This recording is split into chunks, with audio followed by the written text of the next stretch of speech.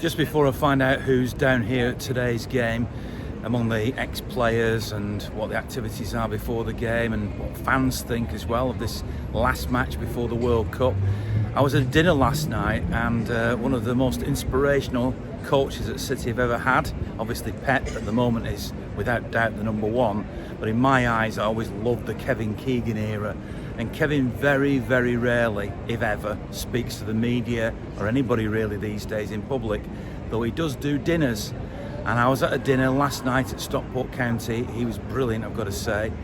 And he did give me 2 or 3 minutes to give me his views on how the World Cup might affect City and other clubs in the Premier League, and also what he thought of Pep Guardiola. So here's King Kev.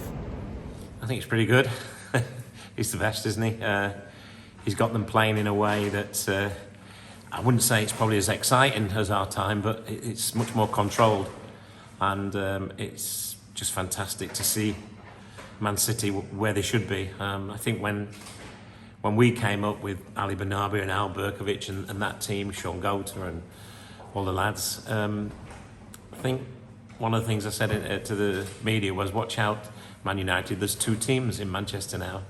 And everyone laughed, but they're not laughing now. There is 2 teams in Manchester now, definitely, and City at the moment are definitely the better one.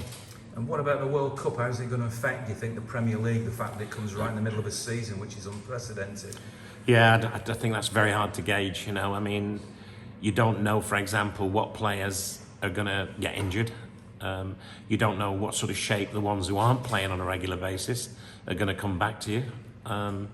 And of course, yeah, running a football club's difficult enough, but it's a really strange one. But the good news is, for all the teams, it's the same for everybody. The only slight difference maybe is that some of the teams that would normally maybe finish 5th, 6th, 7th and 4th maybe might jump a bit higher, because some of their players may not be in the International World Cup scene. So that we can't gauge, but it's what it is.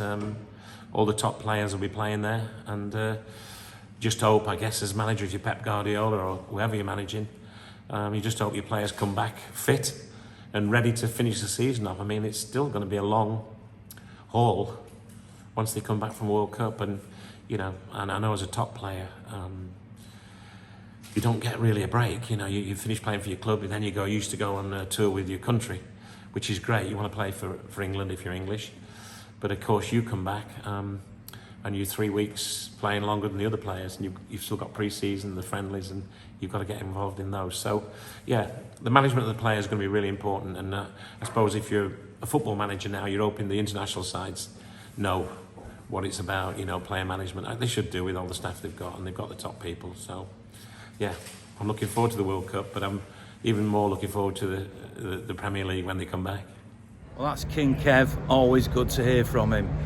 Before I talk to some fans and former players, one other thing that the club will be doing today is remembering those that have been lost in the 2 world wars who gave their lives, because of course tomorrow is Remembrance Sunday.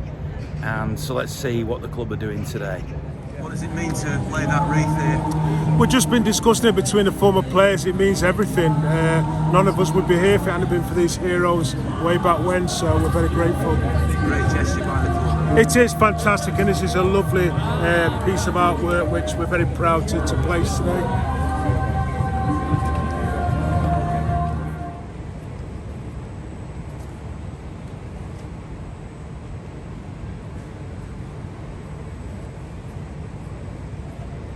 Shall not grow old, as we that are left grow old. We shall not grow Well, that was quite a moving remembrance with the former players, Peter, wasn't it? Yeah, great to see the lads, you know, Mike Summerby and the lads I played with, Tony Buck, just to give our respects for Remembrance Sunday. At least none of us ever forget what they did for us in the 2 world wars. And certainly ex-players, this memorial's a great place, because I start thinking about my dad who passed away 12 years ago, Roy Little, Roy Clark, all the old boys, Paddy Fagan. It brings back memories of all the lads we've lost the last few years, Roy Cheeseman, you know, players that we've known for years, they've all passed away. So it's very prevalent, really. But certainly, we'll never forget what we've done in the 2 World Wars. Of course, there's a match today against Brentford, last one before the big long break for the World Cup. Yeah. City have to win this, don't they? Yeah, keep the run going, Ian, with confidence, and be nice to finish it off with a win at home before the World Cup starts in Qatar, and keep the confidence going and keeping pressure on Arsenal. I mean, they've done well, Arsenal, so far under Mikel Arteta, who's looking to be a good coach, and I just think it's nice to finish off, with a win before we have a break for the World Cup. I've got no concerns about City players coming back after the World Cup. There's a risk, but there's a risk to all teams, I think. I mean, we're probably going to have, the majority of our players will be over there, whereas other teams they may not be. But I think we've got the strength and depth in our squad to cope with it. I think it's going to be strange for every club. It's just, it's going to be a strange season. And I haven't quite got my head around it's going to be the World Cup yet, but I will do after this game probably. So it seemed quite chilled then. It's obviously a very big change in routine for fans, for players and everything. But you're confident City will emerge from this unscathed? I don't know about that, but I think every club's in the same position. So, certainly at the top of the table. And I think we've got the squad that can cope with it. We've seen some of the younger players play the last 2 or 3 games, and I think they've not looked like rabbits in the headlights. They've been, coming to the squad and played, I think, really good. So, no, I'm not got any concerns. Obviously, there's concerns that players might come back tired and injured. But every club's in the same boat, I think. Our best player's not going, so he's going to have a nice rest. Have you any concerns about the fact that the World Cup's in the middle of the football season, how it might affect City? I don't know whether it'll affect City or not. No, in fact, it'll help us with Haaland being injured, and he's not going to the World Cup. So, it is ridiculous. We've yet to see what's going to happen. I think it could be chaos, or it could just go nice and smoothly. You just don't know what's going to happen. But yeah, if Zeb Platter's involved, then there's something wrong. And obviously City have got one last potentially tricky game against Brentford. Are you worried about this one? Do you think City will win it easily, or is it going to be a banana skin?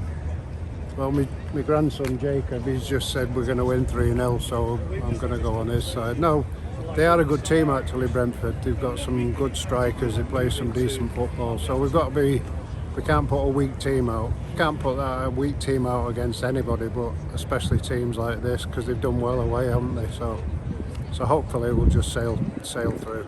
That's your grandson there, isn't it? This is Jacob. I can't believe that you're old enough to be a granddad. Anyway, enjoy the game, Kenny. Thank you, cheers. Ooh, easy win, I hope. Not like last week, so I'm predicting 4-0. Really? Yeah, if Haaland comes on, hopefully we'll start the game. So we'll wait and see, but I'm looking forward So to it's it. not a banana skin today? No, not a banana You're not skin. going to feel like a nana at the... No, I never feel like an nana. I love making people laugh, so it's good. It's great. Did a tour yesterday, and the staff love it, so it's brilliant fun. So not everyone wants a photo of me facing the right way. A lot of people like me for some reason, but there we go. So, Can't beat having a laugh, can you? Yeah, exactly. That's it. Enjoy the game. Will do. Thanks, Ian. Bye. For the fact that it's the first time in 3 years that I've been able to get to a game because of everything that's going round. I like Brentford, they're a good footballing side, but to go into the World Cup top 2, before it all kicks off again, come on City, it's quite good to be back. It's a tough game. Brentford are a good team. They've shown a few times that they can counter-attack, and Tony's a threat up front with Wieso or whoever played around Burnlow. But it's a tough game, but I don't see any reason why we can't overcome it, like Chelsea midweek, so yeah. Let's welcome out for their voted Brentford and, of course, our boys in blue, Manchester City.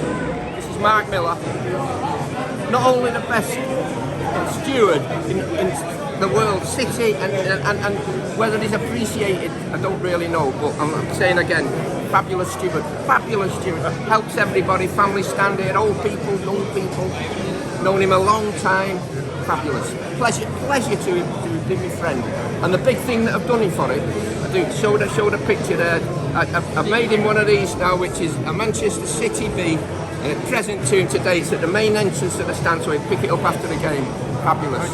What's it like to be appreciated? It feels good. Feels really good. Well done to both of you. Yeah, thank you very thank much. you. Lovely. Is City going to win today, by the way? It's the best team that we've got here. Just steamroll them out of the way, no problem at all. And not a bad team, these. Not a bad team.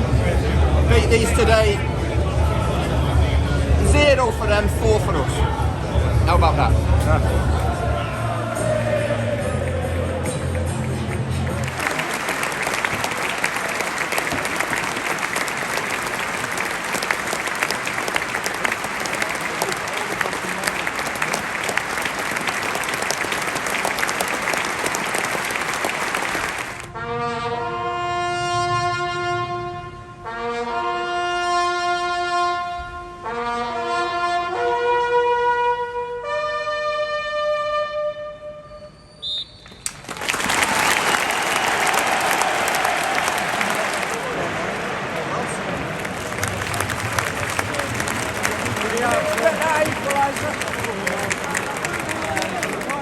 First half, struggled like mad. Defensively, we seemed to be jumping about 4'3" instead of 7'2". They're just too powerful in the air. Need to get that sorted.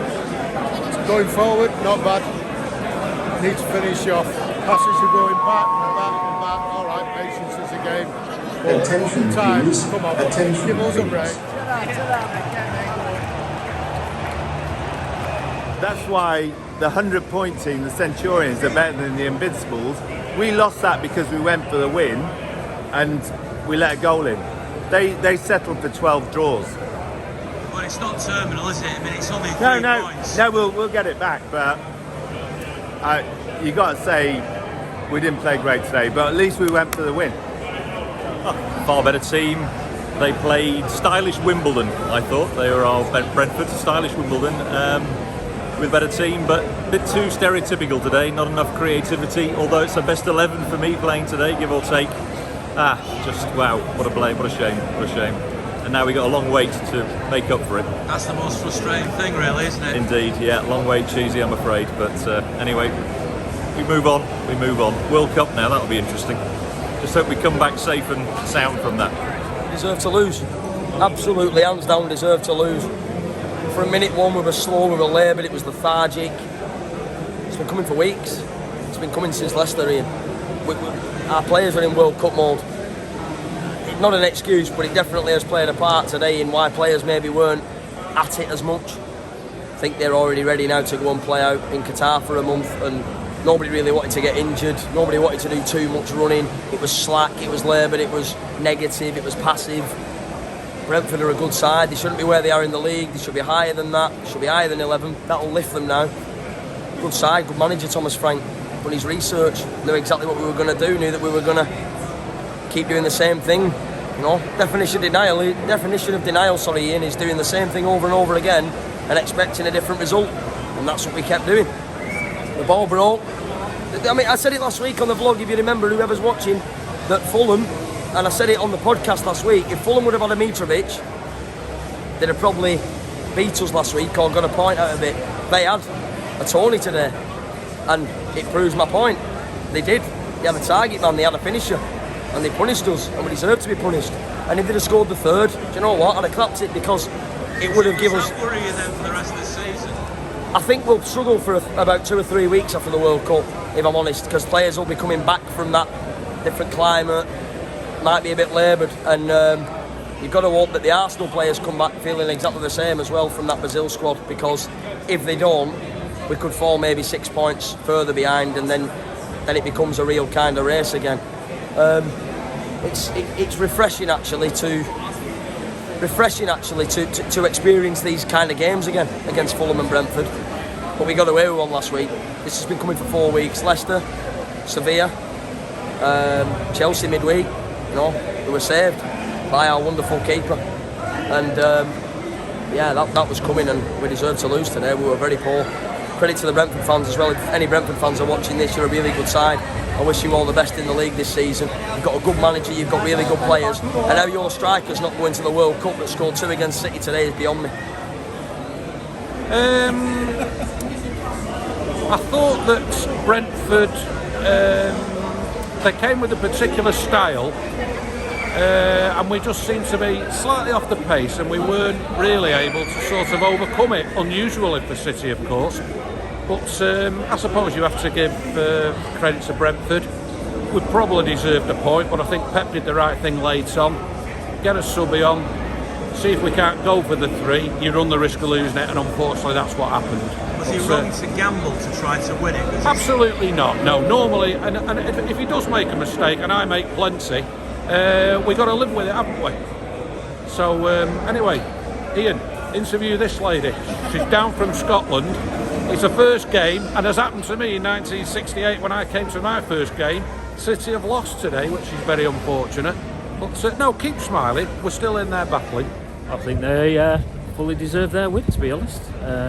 Wasn't going to happen to us, and Edison saved us, De Bruyne saved us, and fair play to them, to be honest. They came with a plan and executed it perfectly, and it just wasn't our day, and onwards and upwards to the new year, I reckon. No, There's nothing worse than losing the last game before a long break like this, though, is there? We've been long City fans a long time now, Ian, so shrug it off and go on to the new year. We not like you say, it's great to be blue, and today's no different. It's just one of them days, and we'll could think about it all day. They came, they scored, and they won, and that's it, really, to be fair. I've got to tell you, I admire the courage from minute one. They came at us from the first second. They put it straight up and really going at us, so I do admire it from Brentford. But yeah, they got the goal and they sat back. It sort of annoys me a little bit, because you get people who say City play boring football, and then you watch teams come here and they get a goal, or they'll even sometimes not get a goal and then sit behind the ball for 90 minutes, and then we're the boring team. But yeah, we weren't good enough. We were nowhere near the pace. Foden was the only player who deserved to be on the pitch today. All the others, just for me, no one really stood out to me. João Cancelo's head is already in Qatar, I think. None of them really stuck out today. They were all a bit shocking, apart from Foden. Well, on to the World Cup, and then they've got to get it right after that, haven't they? Yeah, well, we've got a big game.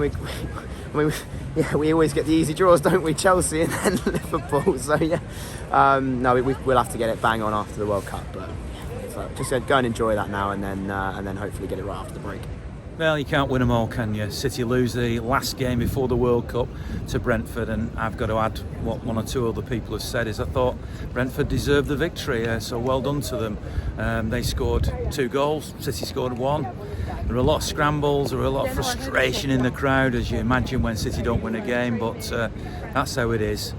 During the World Cup, of course, there won't be any vlogs. There will be one more audio podcast, which we'll be recording on Monday evening after this game.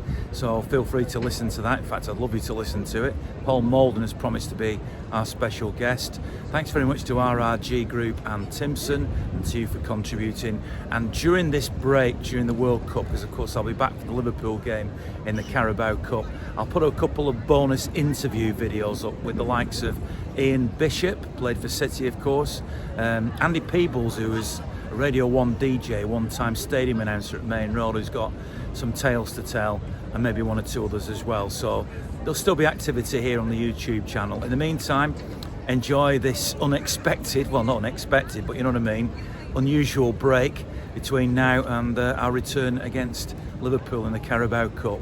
A win, lose or draw makes no difference to me. It's still great to be a Blue.